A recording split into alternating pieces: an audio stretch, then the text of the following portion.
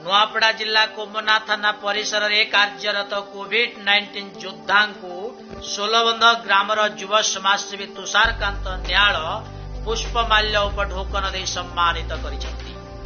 युव समाजसेवी तुषारकांत न्याल एभली विचारधारा को नुआपड़ा जिलावासी भूरी भूरी प्रशंसा करिसेंती।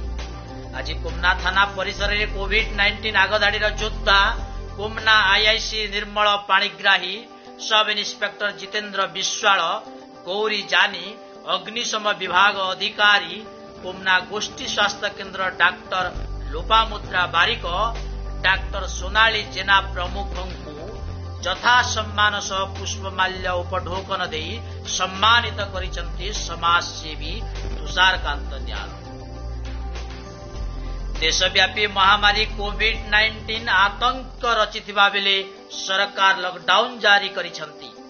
एभली घड़ीसंधि मुहूर्त रे पुलिस बाहिनी अग्निशम बाहिनी डाक्टर और अन्यान्य कर्मचारी माने निज जीवन को बाजी लगाई देश सेवारे जाग्रत प्रहरी रूपे कार्य संपादन करुछंती।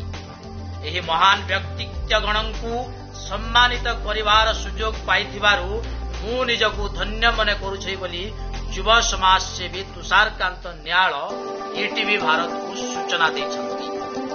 नुआपड़ारू मोतीलाल बाग ईटीवी भारत।